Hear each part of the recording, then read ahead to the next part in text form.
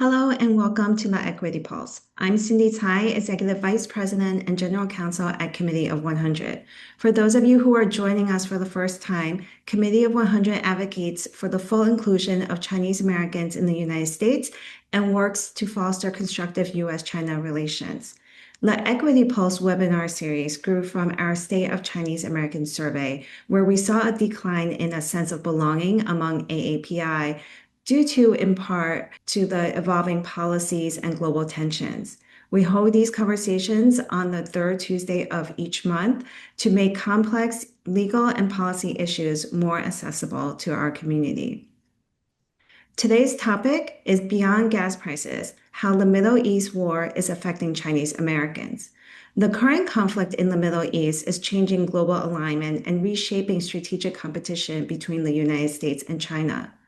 Those shifts matter here at home. Shifts in diplomatic posture, public rhetoric, and security policy directly influence how Chinese Americans are perceived and treated. They shape public sentiment and social dynamics for those of us balancing cross-border ties. Today, we are connecting the geopolitical headlines to the experiences and concerns of our community. A few quick housekeeping items. First, please do submit the questions in the Q&A box throughout the session. We will use them to guide the discussion today. Also, this webinar is being recorded and it will be posted on our website and YouTube channel in a few days. Lastly, a short survey will appear at the end of the program. Your feedback helps shape these future sessions, so please do take a moment to fill it out. With that, I am pleased to introduce our panel. Our moderator is Ben Wu, former U.S. Deputy Undersecretary of Commerce and Committee of 100 member. Our featured speaker is Thomas Krueger, Senior Policy Advisor at Akin Gump, who has previously served at the National Security Council and the U.S. Department of State. With that, I'll turn it over to Ben to begin the conversation on the Iran war and the evolving U.S.-China relationship. Thank you, Cindy. And Thomas, thank you very much for joining us this afternoon on a very important and relevant topic. The 2026 war in Iran, Operation Epic Fury, is directly affecting Americans through increased energy costs, inflationary pressure, increased gasoline prices. We've also seen economic concerns rising due to increased shipping costs, as well as even the agricultural industry facing fertilizer shortages due to the blockage of the Strait of Hormuz. So what we're seeing is that Americans are clearly impacted by this war. But for the Chinese Americans and the Chinese American community, there's always been a growing concern about the U.S.-China relationship and how that might affect Chinese Americans domestically. And so we wanted to touch base with that to discuss some of the issues relating to the war and the U.S.-China relationship, and to be able to get a better understanding of how these tensions are being addressed and hopefully resolved. So, Thomas, I wanted to touch base with you about the initial question relating to China's strategy on the Iran war.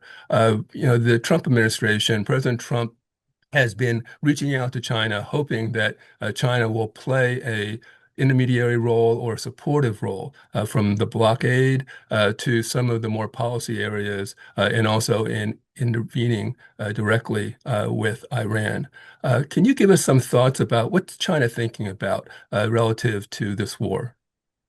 Well, first of all, thank you, Ben, and thank you, Cindy, for inviting me here to speak. I'm really interested in kind of sharing some thoughts with you and engaging in a dialogue on this issue. It is, as Ben had mentioned, it is really it is the important um, um, issue of the time, and will have, I really believe it's going to have ramifications, particularly coming into the next election, and particularly we're seeing the pressures on the administration to be able to deal with this crisis. But to your question, Ben, I think from China's perspective, I think it's really important to understand that China's basic organizing principle, their fundamental organizing principle is stability.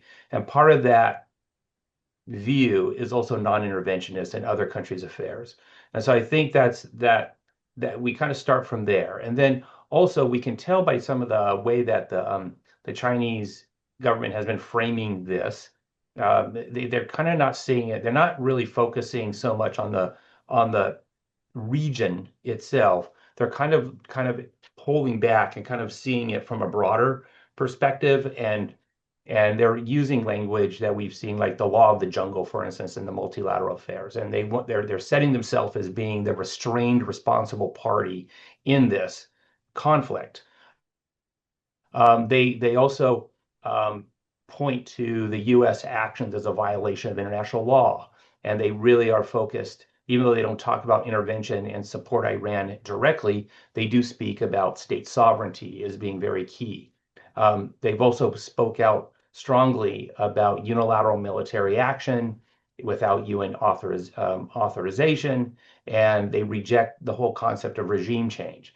So they so the idea that what they're trying to set themselves up to do is take advantage of this particular conflict to kind of show that China and the Chinese Communist Party is the responsible actor on the world stage at the expense of the United States.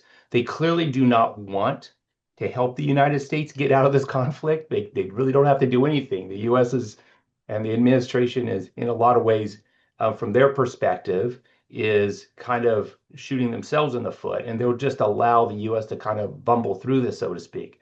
The other thing to keep in mind is the Chinese is not going to be so quick to support Iran either, because it has a lot of equities and a lot of strong relationships with Gulf countries.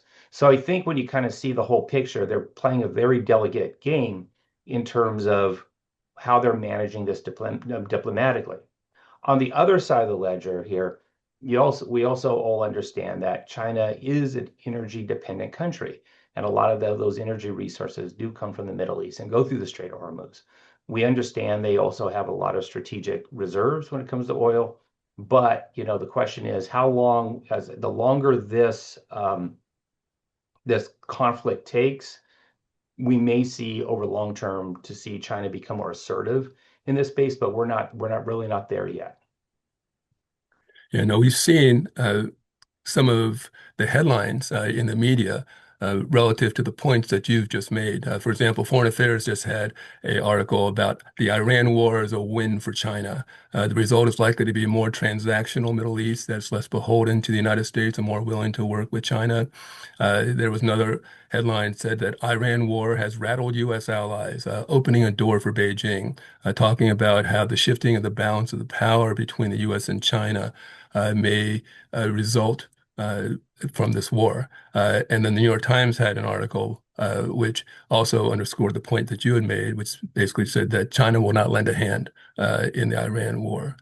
So given all of that, and given the entreaties that were seen from the Trump administration to China to play a role, do you see a possible opportunity for the two countries to work together to try to end this conflict?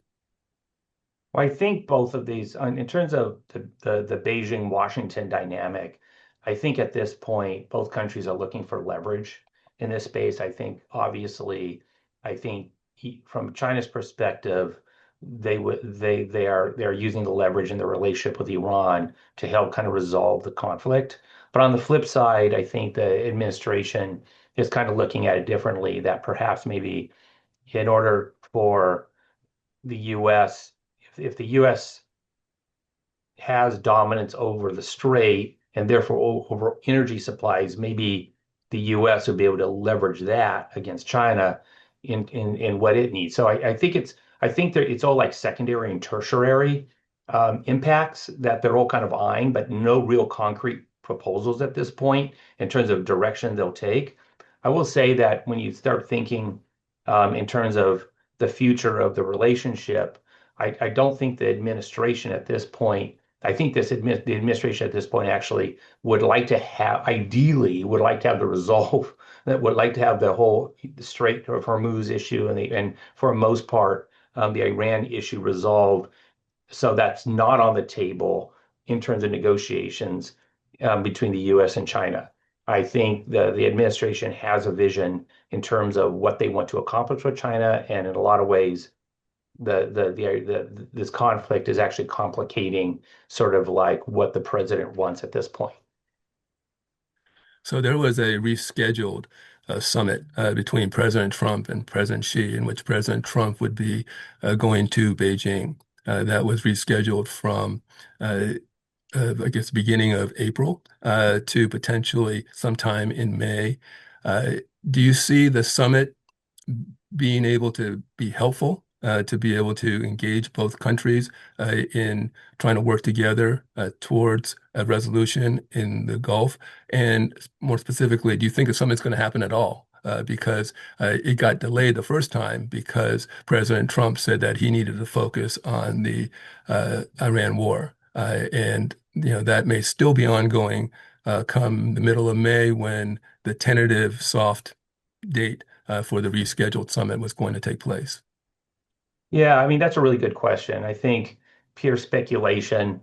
My sense is, even though right now the current rescheduling of the summit is supposed to happen in mid-May, um, I think there is a chance that it'll get kicked down the road if the Iran issue is not resolved, or if the negotiators think that too much of what's happening in Iran is going to leak into the summit negotiations. I think there's really distinct objectives the U.S. wants to have on the summit. I think some of these objectives is continuing the détente, for example, between the U.S. and China. I think they want to maintain that the truce, so to speak, between the two. I think they want to look for opportunities for cooperation. It has been mentioned that the Trump administration wants to create this board of trade, for example, and start developing some working group kind of dialogues around that. I think what they were prepared to talk about in some certain ways, perhaps, is the question of Taiwan. But most of this is relationship building, not resolution. I don't think anybody had didn't expect that this next summit was going to create some sort of grand bargain between the two countries, but it is about relationship maintenance and continuization of stability.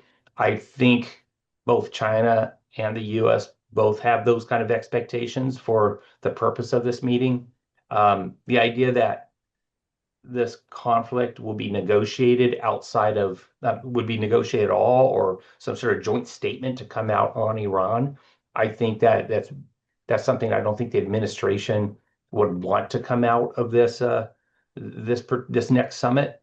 But at this point, given that there's public reporting, for example, that the Chinese were providing some sort of military hardware and capabilities to Iran, for example. I think that is a bilateral irritant.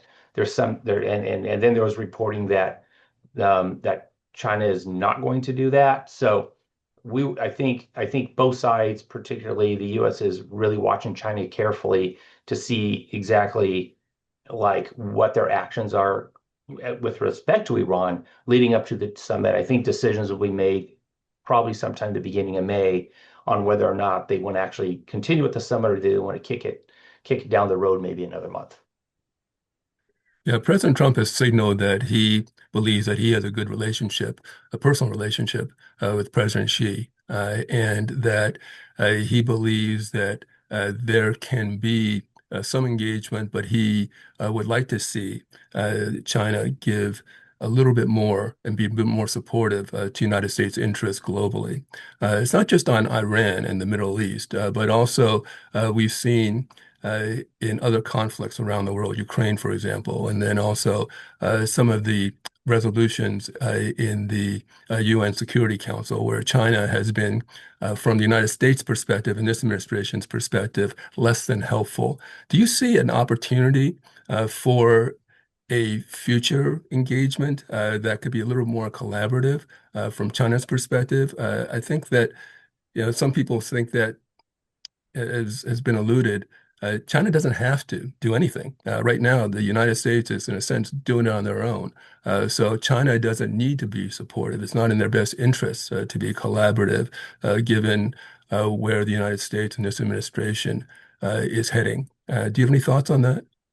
Yeah, I think one of the things that I think from a Chinese perspective is that they must recognize that what's really holding this truce together is the president himself. When you look at a lot of the staff around and the senior officials around Trump, they're real China hawks. And I think they have their own views on how the US should be approaching China, and they're more hardline and they're not as cooperative as perhaps Trump is and perhaps Secretary Basant is. I think they're really thinking long term. We also we can pivot and we can look at Congress, and we can see that many members of Congress are also very much hawkish on China, and they're signaling through certain kind of bills and legislation that the U.S. needs to do more to counter China, particularly in areas like export controls, in terms of countering Chinese aggression or restricting their semiconductor capability and so forth, and some of the bills that have been discussed. So I think from a Chinese perspective, they're thinking, okay, is this just temporary or is this going to stick? And I think there's skepticism, I think on both sides of the Pacific at this point, of how much this truce is going to stick. And I would think that if the U.S. had signaled more of a whole of U.S. government that yes, we want to move forward with this, if there was more congressional buy-in on maybe Trump's approach, then perhaps maybe it would give some sort of it would give some more confidence on the Chinese side that perhaps maybe this is more sticky as cooperation. So I really think at this point the Chinese are very skeptical, and to be honest with you, the U.S. is very skeptical. I mean, we've heard, that, and there's been reporting on this, that perhaps maybe China's not living up to all the commitments that they had made to back in Busan. So, or not fully committed to everything that happened and that was agreed to in Busan. So I think there's a lot of skepticism on both sides of the Pacific between the U.S.-China relationships, and there's not a lot of bridges that need to be built. And then the other issue is that, a lot of the programs that the U.S. had that we're concerned about were not removed, such as the MILSA Fusion program, which has always been a concern for the last 3 administrations that the Chinese put in place. And a matter of fact, what we're seeing on China's side is that they're passing new laws and new directives to counter extraterritorial sort of actions by the U.S. Just recently, they put out a new directive that made it much more difficult for companies within China operating in China to cooperate with U.S. extraterritorial export control measures and things like that. So I think there's a lot of hawkish behavior happening on both sides of the Pacific right now that doesn't lend well for a long-term detente. I think what's holding this together is really just like Xi and Trump is holding this together at this point. Well, looking past November in the November elections, where historically the party in power in the White House loses seats, and there's a lot of belief or speculation that the House and maybe even the Senate might flip parties in the coming election.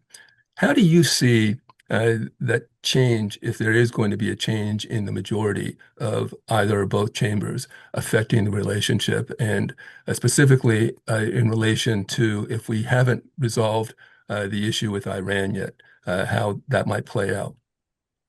Well, I think right now what we're seeing is that there's a lot of GOP hawks and, well, hawks on both sides, bipartisan hawks, that don't think the administration is doing anything to counter China.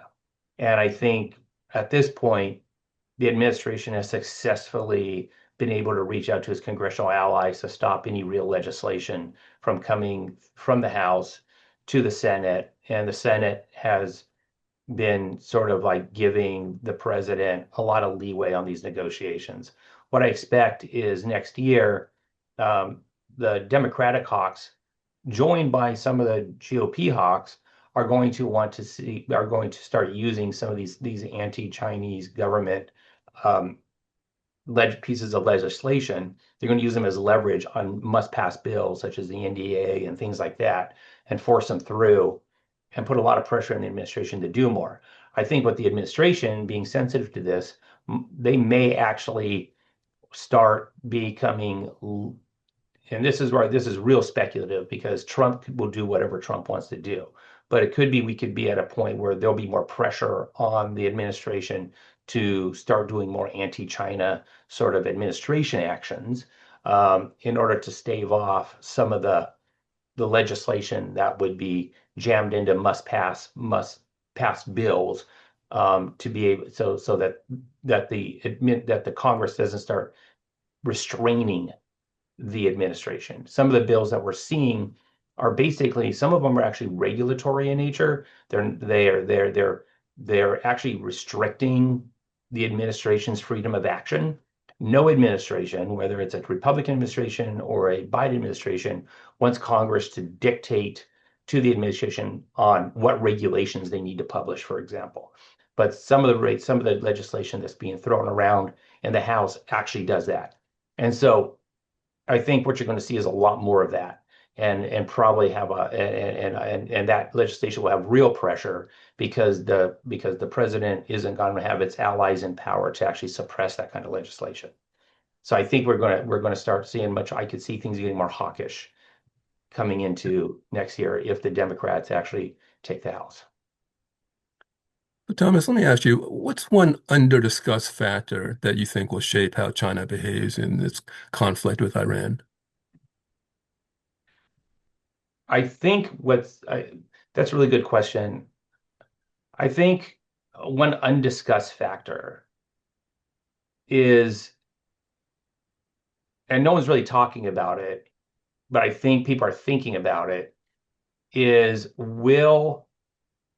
if China actually feels the heat or feels the pressure and gives into the United States in some way, shape, or form, because the US has successfully blocked the Strait of Hormuz, does energy, and I think about the Strait of Macau, next, are we going to start seeing energy as being more weaponized? And this is a new front on economic warfare. I mean, right now, you have two straits. You have the Strait of Hormuz that comes out of the Gulf, but you also have the Strait of Macau.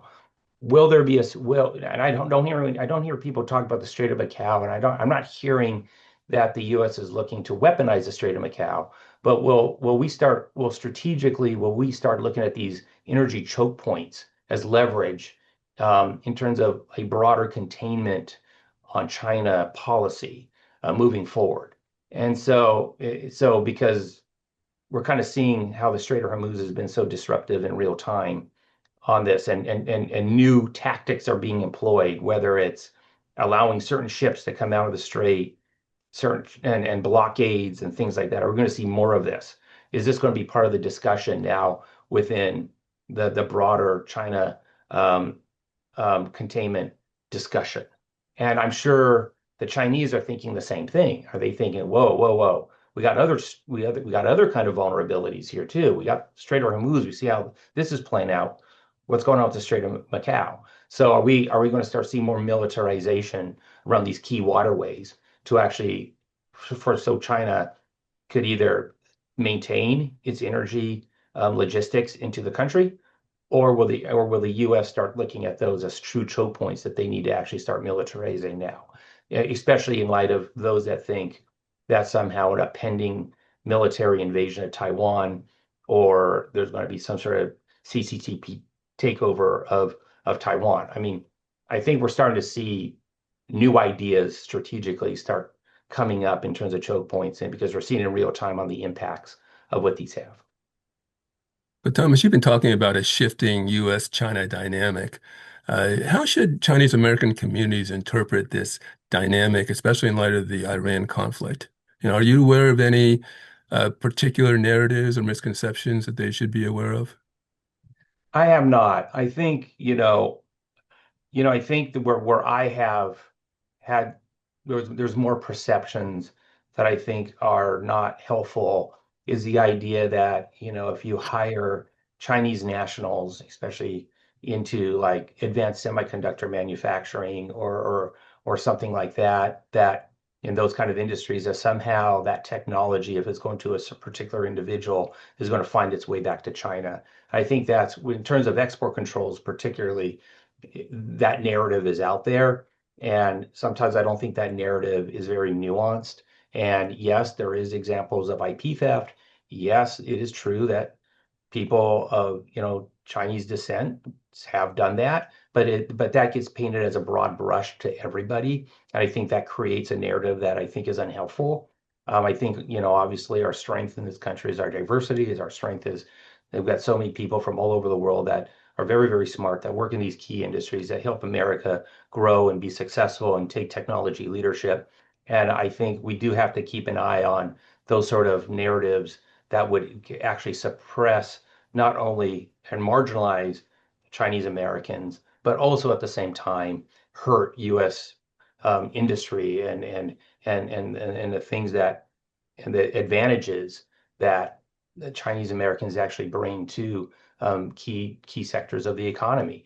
And so that's something that I think that we always have to be sensitive to when putting together, particularly I go to export controls right away because we know there's licensing requirement for people of certain countries that work in these tech sectors, and we need to have a much more nuanced view of that so we don't start broad brushing people. Okay.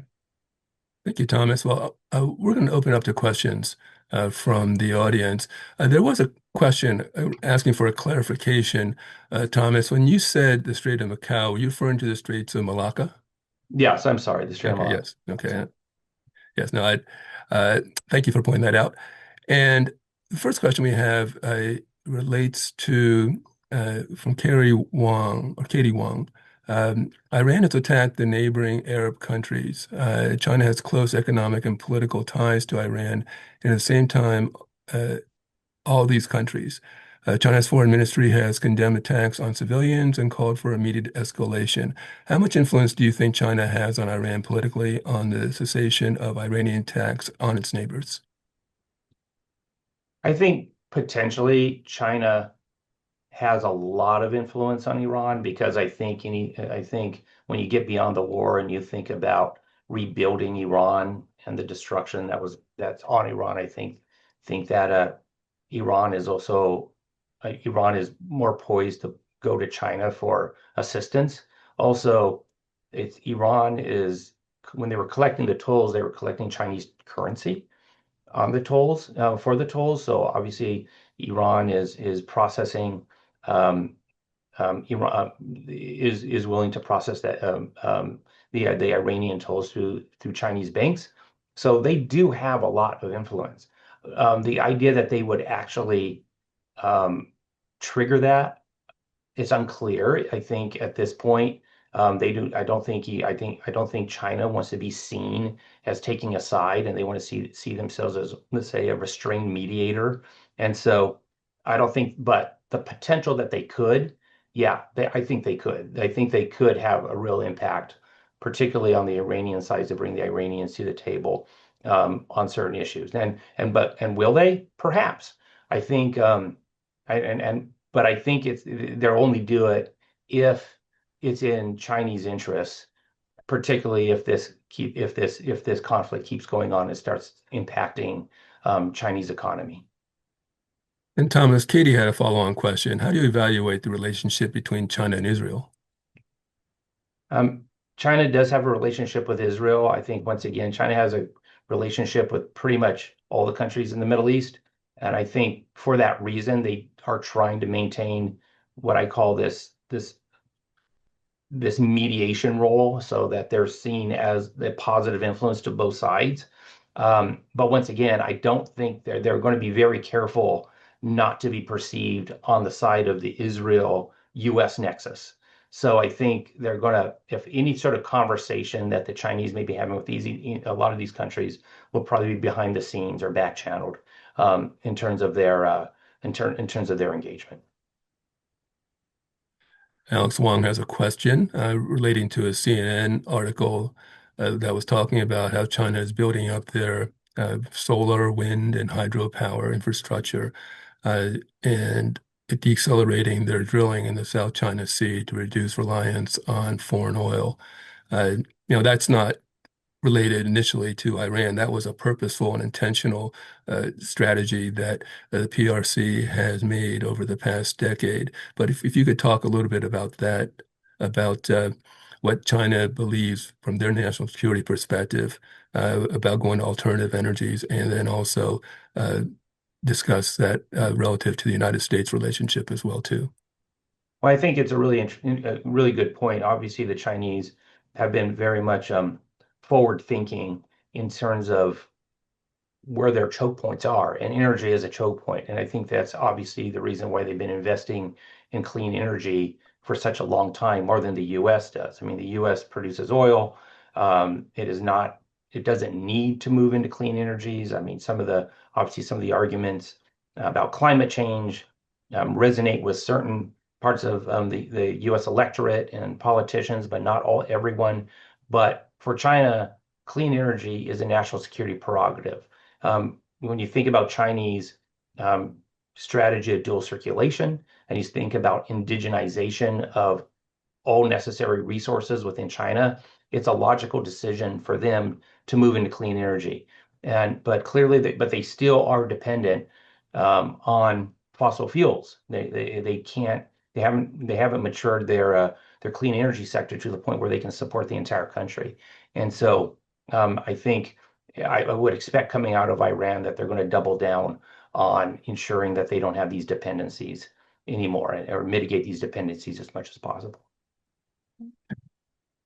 Great. If anybody else has any questions, feel free to submit them into the chat. Let me ask you a question about, since you're a national security expert, about AI, and uh, what you think, how the relationship between U.S. and China will impact on AI. The Committee 100 just recently during South by Southwest, there was a C100 led panel in which the premise that Tom Friedman from the New York Times had put out last year, that the United States and China must collaborate on AI as the world's two global economic and military superpowers. And he felt that there was a real need for both countries to lead. In my understanding of at least the run-ups to a potential presidential summit between President Trump and Xi, AI really isn't one of those focus items. There's been issues related to export control and access to technology that are on the perimeters of AI, but nothing that really directly offers a collaboration on AI. So I wanted to see if you could comment on Thomas Friedman's hypothesis that we must collaborate, and what you think there might be in terms of engagement between the United States and China on AI. Well, in a lot of ways, I think we're going to be reaching a point in AI that we have to treat the AI policy similar to arms control policy in a certain sense, not to be a pure equivalent. But there are concerns about AI safety. There's that, AI is transnational. If we've all read the article about Mythos, Anthropic put out this put out Mythic and Mythos, and this is a very, very powerful AI tool that can actually identify cybersecurity vulnerabilities very easily. This tool could be misused as well. And so, if the Chinese have an equivalent tool that could do the same thing, that could be used offensively, like perhaps maybe certain AI tools that the US can use that are used offensively, it seems the logical thing to do is to have some sort of engagement on what's the appropriate use of AI, and that would require some sort of bilateral discussions.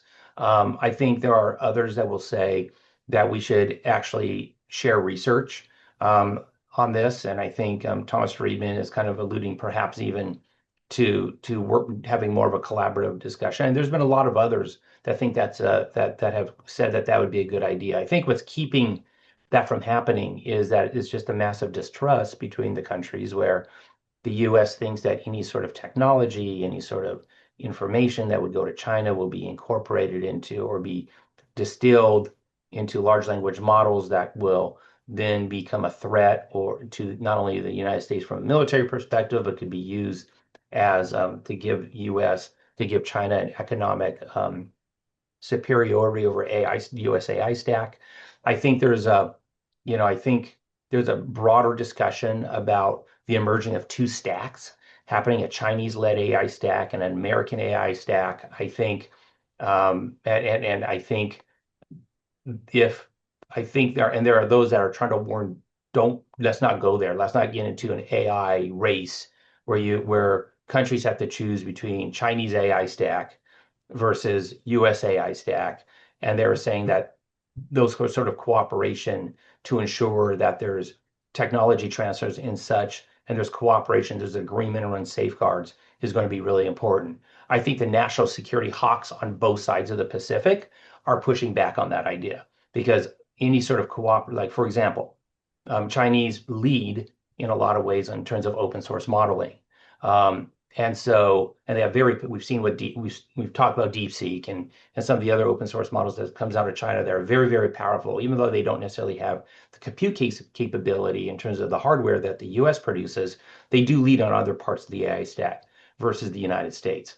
And so I think there is this challenge between the national security hawks is how far would we be able to go in terms of cooperation so that neither side gives up to the other side that would give the other side an advantage over the other within the AI race. And so this is going to be I think this is going to be a very challenging question that's going to kind of like permeate as we see AI develop over time. And I think, quite frankly, I think technology and the capabilities is what's really going to drive the policy. Sadly, policy rarely gets ahead of in technology. Policy just reacts to the technology and the technology capabilities. So this is a thing that I know I'm interested in. I'm watching very carefully. I know others are as well, and others are really trying to get ahead of it, so it doesn't turn into being it doesn't turn catastrophic or creates even greater divisions between the countries than we already are. Thank you, Thomas. Eric Chan has a question. If the Middle East conflict persists, do you see China changing its stance towards Taiwan in any material way? And let me offer an addendum. If the conflict persists and President Trump wants to have China become friendlier and more supportive, do you think that President Xi will then put Taiwan on the table that could potentially impact the current engagement that we have with U.S. Taiwan and how that might impact from a military as well as economic perspective our United States relationship in the Straits of Taiwan? That's a really good question. I think right now what the Chinese are doing is observing. They're going to take lessons learned on how the U.S. engaged in militarily with Iran, and they're going to apply those lessons to their own military capabilities and adjust their strategies in case they do a strait, an invasion of the strait.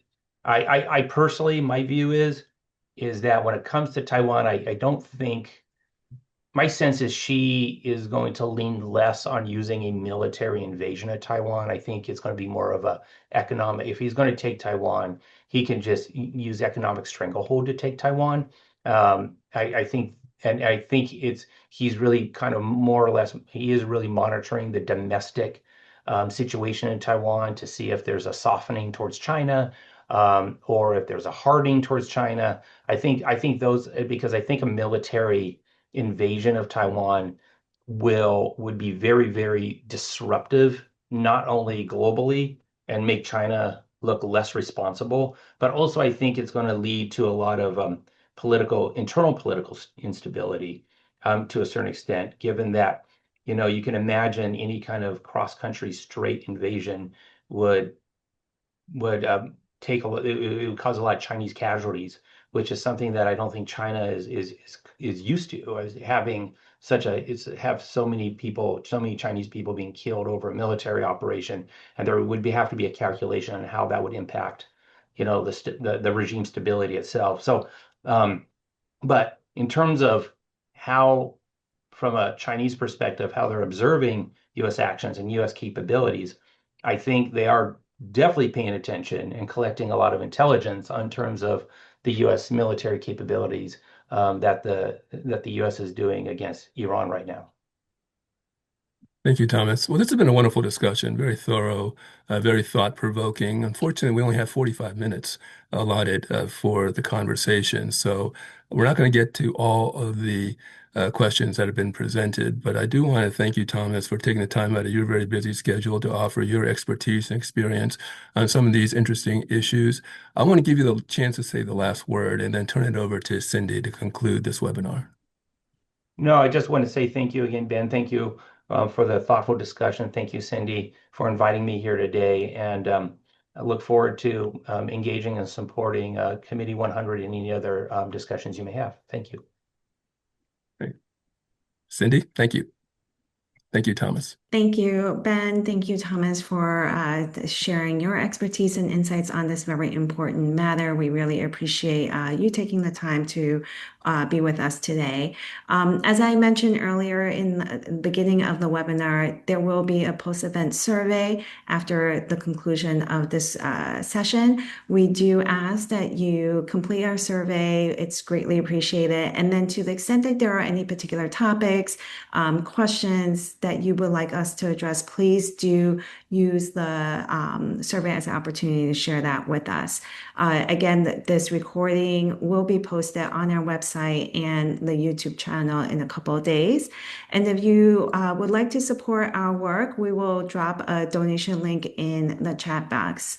Thank you all for joining us this afternoon. Your engagement on these issues make a real difference. And on behalf of Committee of 100, have a great afternoon, and we look forward to seeing you at next month's Equity Pulse.